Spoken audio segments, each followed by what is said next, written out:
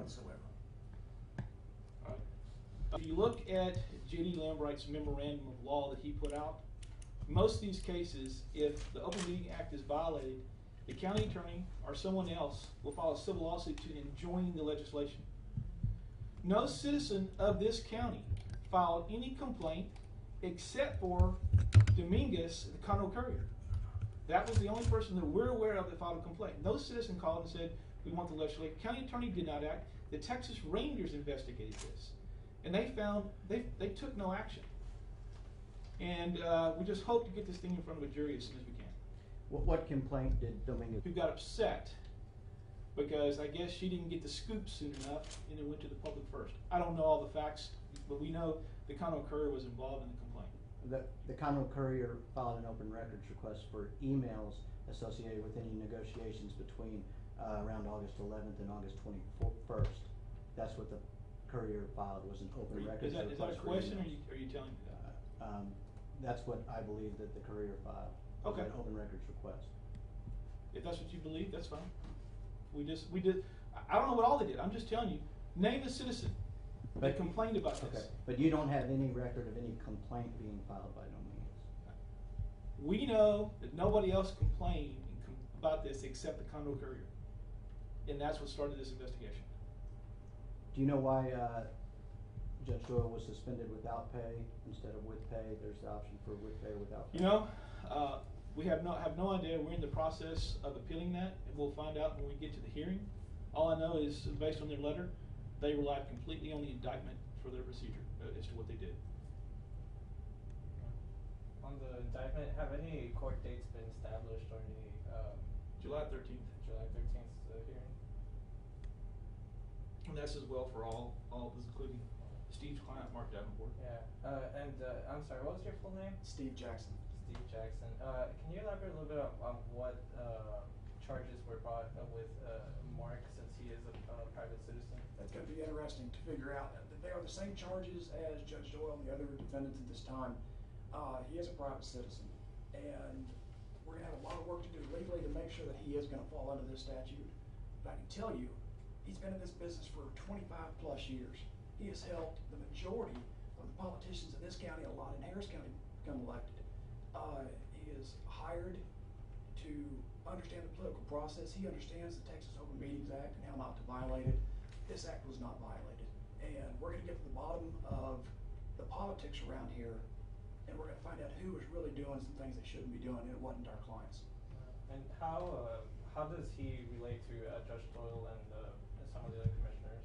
Did you consult them before as a political consultant? Well, I can tell you, I think he has been involved politically as a political consultant for many of the elected officials in this area. In fact, he's been very successful at this.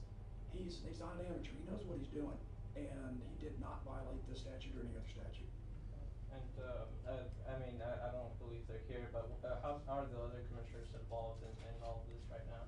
Well, this is the law I was telling you, is that for a public official to violate this law, they have to have 3 public officials meet to discuss public business.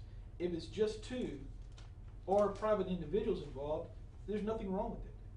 But they're alleging, not that they had a meeting, they're alleging that they, in secret, had deliberations and trying to circumvent the notice requirement. I mean, the only issue before the only thing that was decided at the meeting between Riley and my client was to put it back on the agenda. There was no legislation agreed upon. It was put back on the agenda. Everybody had input, and then it was put to the public. And the fact that my client has had, in 30 years, his reputation as a excellent politician, I mean, completely smudged. And the Conroe Courier every day is making misprints what JD has said and trying to slam him is absurd. And we would just like our day in court so we can show that he is not guilty of this. Who will be handling administrative duties while Judge Doyle is not in his office? That's going to be up to, I suppose, the commissioners or the county attorney, whoever is put in there. Right now, only Judge Doyle cannot sit as the judge. Everybody else that worked underneath him. I'll clarify there, because we did discuss with the county attorney's office, the office of the county judge will function as currently structured. So, and we'll communicate and handle the duties that we are permitted to. There will be someone stepping in during the interim from Montgomery County until Judge Doyle is back on the bench, and rest assured, he will be back on the bench.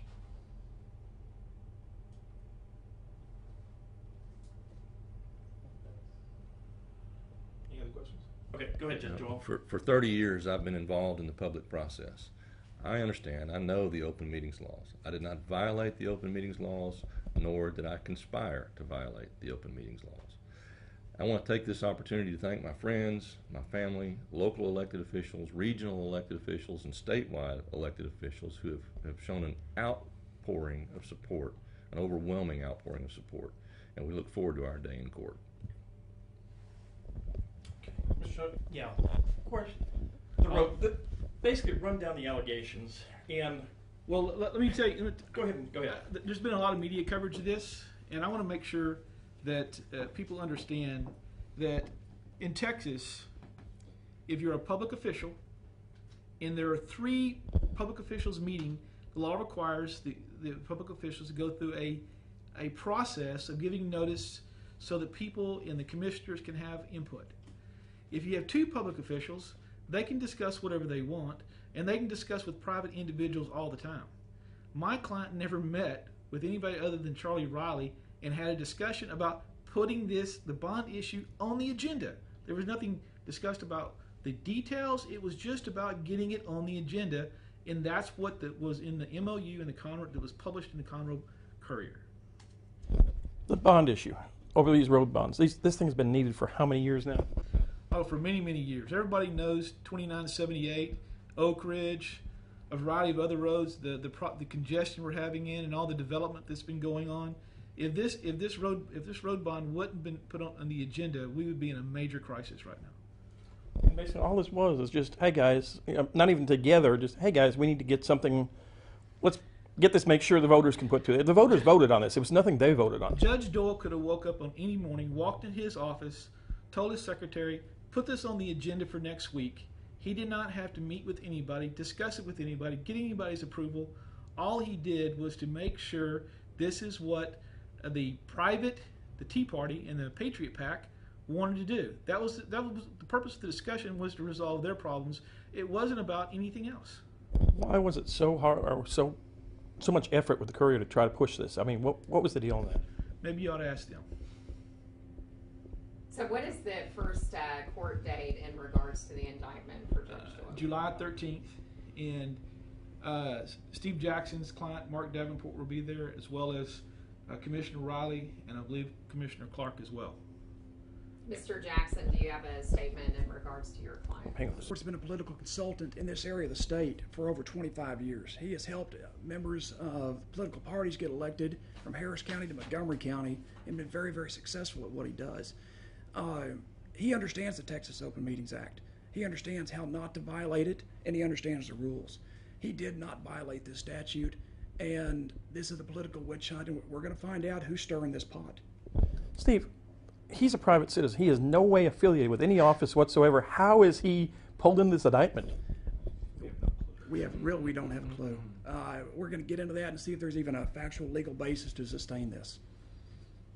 And Mr. Spell your name one more time. Choate, John Choate. Okay, John. John, one more thing. Texas, I mean, before this went to grand jury, went how long? It went quite a while with grand jury investigating this. Texas Rangers weren't able to find anything. What finally brought this to head? Unfortunately, we have no information on what goes on in the grand jury. That's what the law is, and we don't know what happened in there. And so I really can't tell you what. All I can tell you is apparently what they were looking at and what the Texas Rangers and the county attorney looked at was completely different, because the Texas Rangers investigated it, the county attorney looked at it, even sent a memorandum out stating that there's no reason for us to file any civil lawsuit to enjoin the legislation because there was no laws violated. And so we really don't understand, but I can promise you when this thing comes to trial, we'll find out. Where was the complaint actually filed from? We don't know the whole process. All we know is the Conroe Courier was the one causing the stink. And we don't know what their political motivations are or who their allies are. But again, when this thing is tried, we'll find out. Thanks. Now, I suspect it's going to be Go ahead. Probably Mr. Fredericks. It'll be in the judge's capacity to sign any documents and perform those functions. And again, the Office of County Judge will continue to function as we have been. Okay, Jim Fredericks. Jim, tell me, can you run that by one more time, please? The senior member of Commissioners Court, Mike Metter, will, on the judges in his capacity, will sign any contracts, documents that are required that come out of Commissioners Court when the body acts, and he will perform those functions. All right. Okay, go ahead. Regarding the suspension, we have already filed our right to a 30-day hearing.